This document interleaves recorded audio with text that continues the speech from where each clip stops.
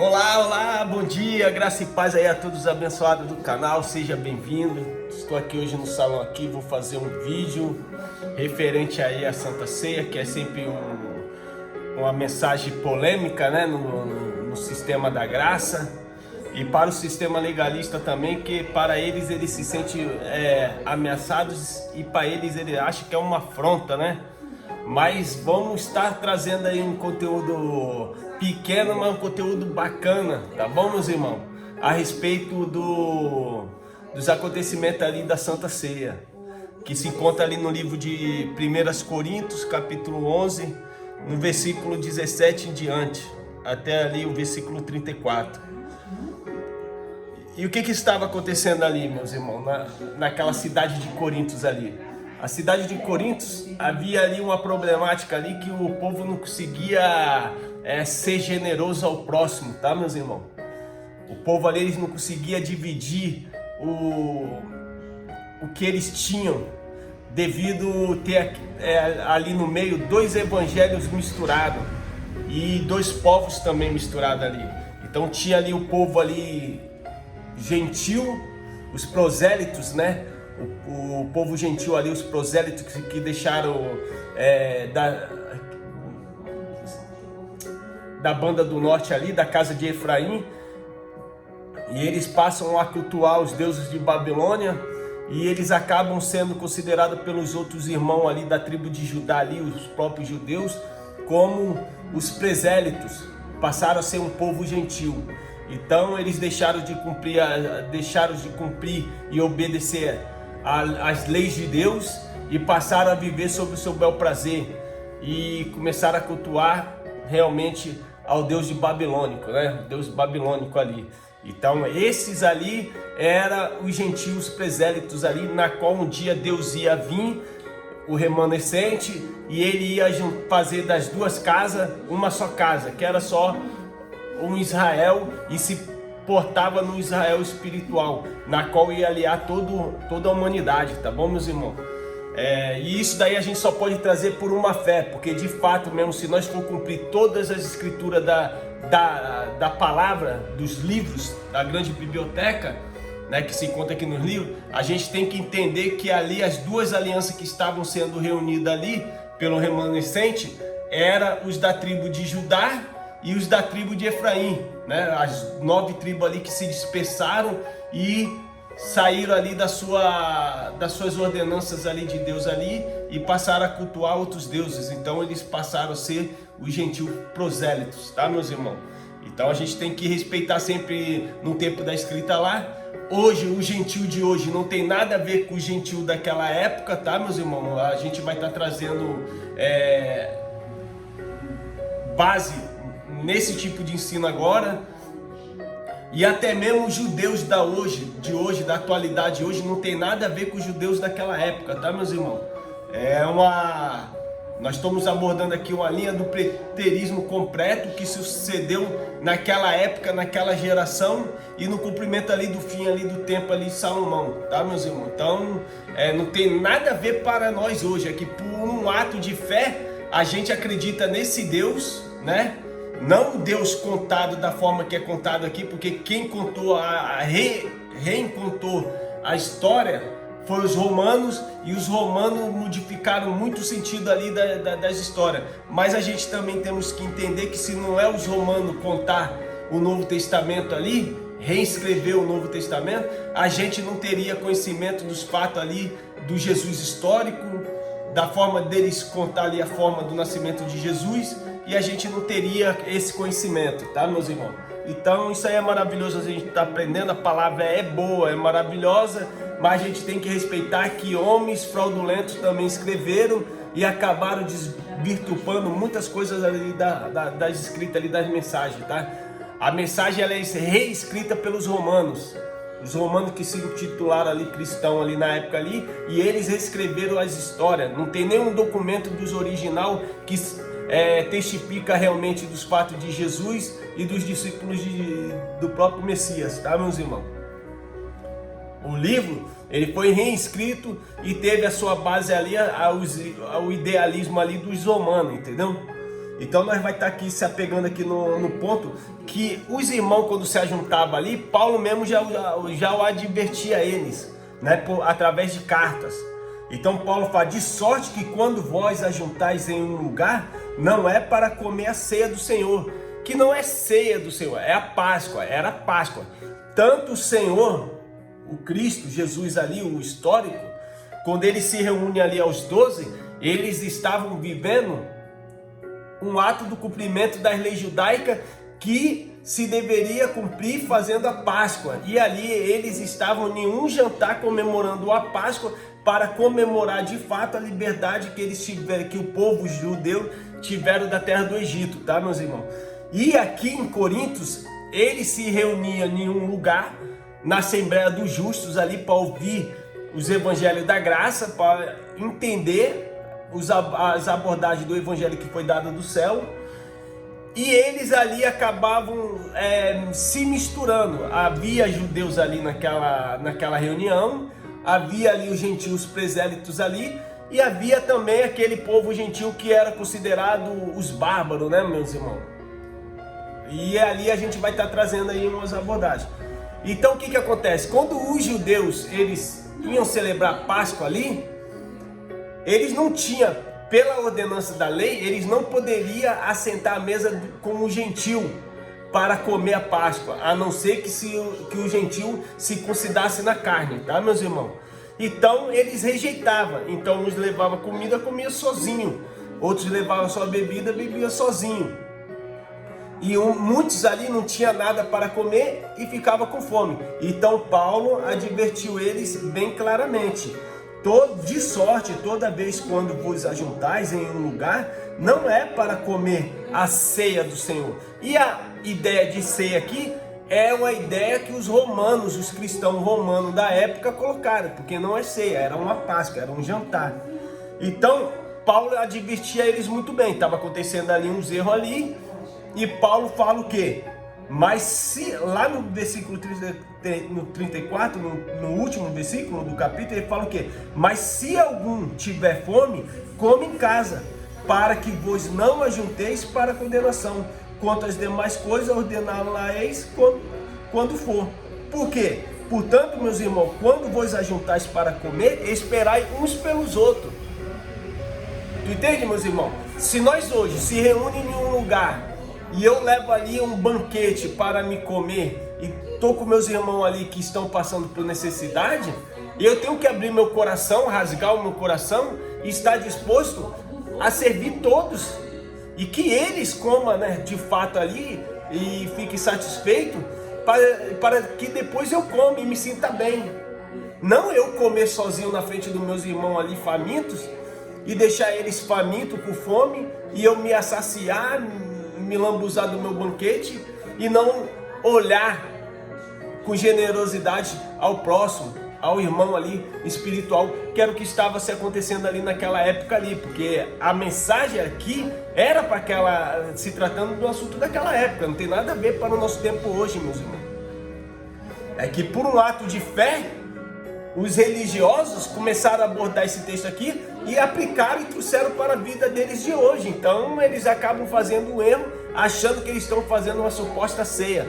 Mas a palavra fala o quê? Porque todas as vezes, lá no versículo 26, porque todas as vezes que comerdes este pão e beberdes esse cálice, anunciais a morte do Senhor, até que Ele venha. Então hoje, quando eles ajuntam dentro das chamadas igrejas para praticar a Páscoa, que é a ceia ali, o que eles estão fazendo? Eles estão anunciando aquele que vai morrer, porque aqui Paulo está abordando de um assunto que o Senhor, o Cristo no céu, porque Paulo não andou com Jesus de Nazaré nem com o discípulo, então ele tem esse ensinamento aqui dado pelo Senhor já no céu, após, né, a sua morte, ele já o ressuscitaram. Então aqui ele traz os assuntos que Jesus falou, não, pô, lá naquele dia eu estava falando da minha morte, ele ia ainda padecer, ele ia ir para o madeiro. Então eles estavam fazendo aquilo ali em memória daquele, representando aquele que ia morrer.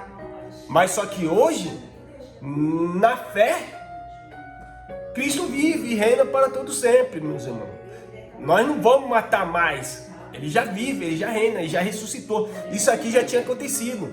Não tem nada a ver de cumprimento. E o que ele está falando? Ó, e no versículo 27. Portanto, qualquer que comer este pão ou beber o cálice do Senhor indignadamente, será culpado do corpo do sangue do Senhor. E examine-se, pois, o homem a si mesmo, e assim coma deste pão e beba deste cálice. Porque o que come e bebe indignamente, come e bebe para sua própria condenação, não discernindo o corpo de Cristo.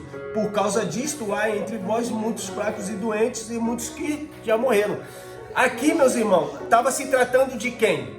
Quem é que quando Jesus, lá no dia da preparação da ceia, ele começa a trazer a abordagem de quem ia ser o traidor? Então ele pega o pão e ele fala, aquele que molhar junto comigo esse pão no bocado que eu molhar, este é o que há de me trair. Mas maldito o homem que trai o filho do homem. Quem é que, pensando nas moedas, pensando no dinheiro, não prestando atenção na conversa ali, acaba molhando o pão junto do bocado que Jesus também molhou? Não foi Judas Iscariotes? A palavra aqui, a mensagem aqui, examine-se, pois, o homem. Quem era que tinha que se examinar? Não estava falando aqui de Judas Iscariotes, meus irmãos? E aí, pare para analisar agora. Analise-se, pois, o homem. Se ele se analisasse e prestasse atenção no que estava sendo conversado ali, no que Jesus estava falando, ele jamais ia o entregar, meus irmãos. Ele jamais ia fazer aquilo ali na presença dos 12, dos 11 ali. Então, meus irmãos, a gente tem que ler e avançando no entendimento e entender que isso aqui era um cumprimento para eles lá. O preterismo completo tem que ser respeitado na sua época. Como Deus é Deus de todos, por uma fé, eu vivo a espiritualidade disso aqui, porque dentro desse corpo há um espírito que ainda controla esse corpo aqui e fazendo ele se movimentar para a esquerda e para a direita, para frente e para trás, meus irmãos. Então eu não vou deixar a espiritualidade morrer, porque eu sei que dentro de mim habita um espírito que um dia ele vai partir e essa carne vai tombar. Então eu, por uma fé, eu vivo a espiritualidade de Deus, mas não vivo trazendo dos assuntos bíblicos de uma certa cultura para querer aplicar na nossa cultura hoje, no século 21, e nós querer viver se aprendendo a dogmas que era deles lá, pensamentos deles naquela época e naquela forma deles cultuarem ali, meus irmãos. Mas Paulo já estava advertindo aquele povo e libertando a mente deles, que eles não deveriam mais praticar nada da lei judaica. A lei judaica, ela teve o seu fim quando Cristo foi para o madeiro. E quando a casa, o tabernáculo, no ano 70, pelo juízo de Deus, ele vem à tona, ali o povo totalmente ele foi liberto de todo o ato de cumprir julgos e preceitos pesados que eles nunca conseguiam cumprir, e eles tinham a mente de pessoas mortas, tá, meus irmãos? Então aqui a palavra é bem clara. Porque o que come e bebe indignamente, come e bebe para a sua própria condenação, não discernindo o corpo do Senhor. Quem foi que comeu indignamente o pão naquele dia da mesa lá com os 12, quando Jesus estava preparando de fato a Páscoa? E ele, querendo relatar quem ia o trair, ele fala, ó, tá vendo esse pão? Esse pão aqui, quem molhar o pão junto comigo nesse bocado é o que há de me trair. E quem é que por um ato de não estar ali prestando atenção nas falas de Jesus, acaba também molhando o pão e comendo? E ali ele fez aquilo para a sua própria condenação. O alto se condenou. E ele se condenou para a morte, porque depois disso tudo, ele acaba se arrependendo de ter feito, de ter traído Jesus, e ele, pelo peso na consciência, ele vem a se enforcar, meus irmãos.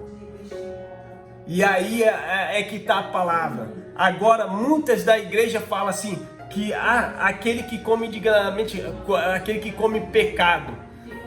A palavra fala em João, né? João fala que aquele que disser que não tem pecado é mentiroso, porque todos é pecadores. Por que eles eram pecadores lá? Porque eles transgrediam as leis de Deus. Hoje, as pessoas das religiões, eles querem dizer que nós ainda somos pecadores. Se de fato tivesse que comer alguma coisa ali, se você sendo pecador, você poderia comer o pão e beber do cálice? Eu acho que de maneira nenhuma vocês poderiam fazer isso, meus irmãos.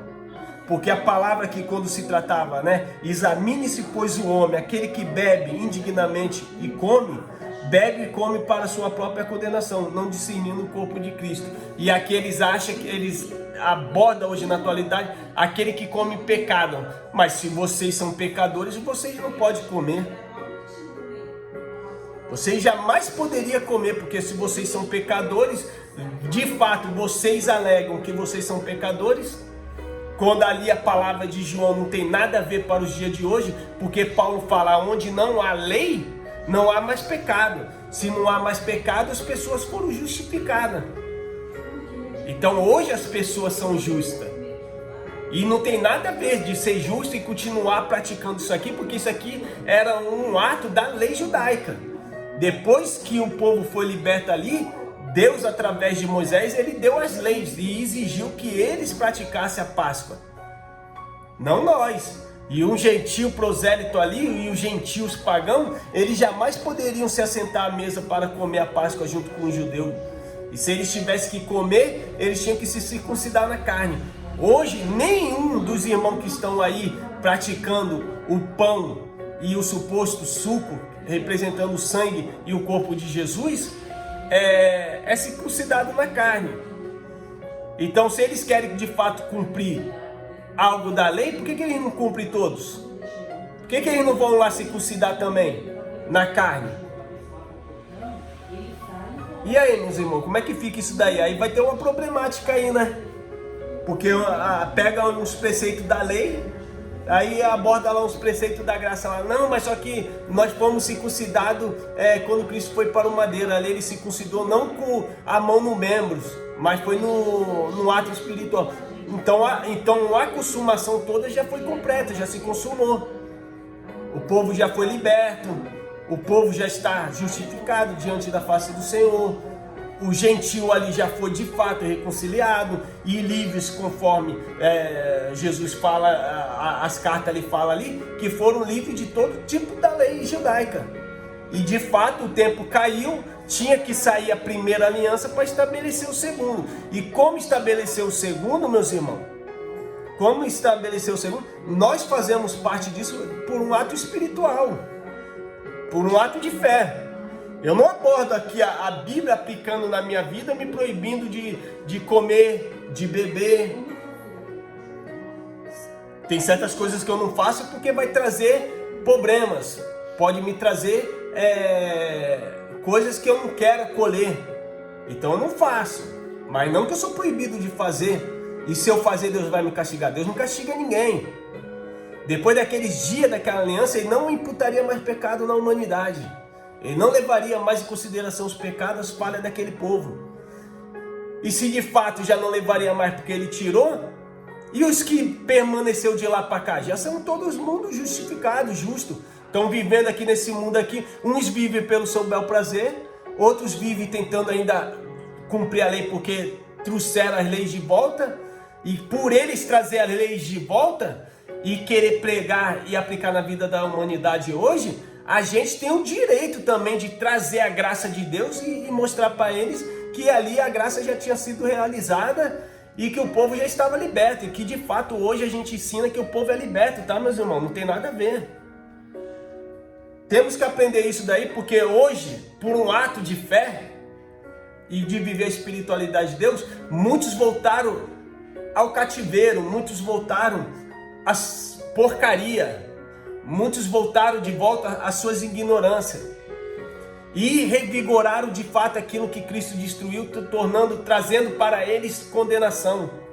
Quando na verdade nenhuma condenação há para quem está em Cristo Jesus. E quando está em Cristo Jesus, eu digo, da cruz para cá, da consumação da soltéria, do tempo caído para cá, todo mundo já está perfeito, meus irmãos.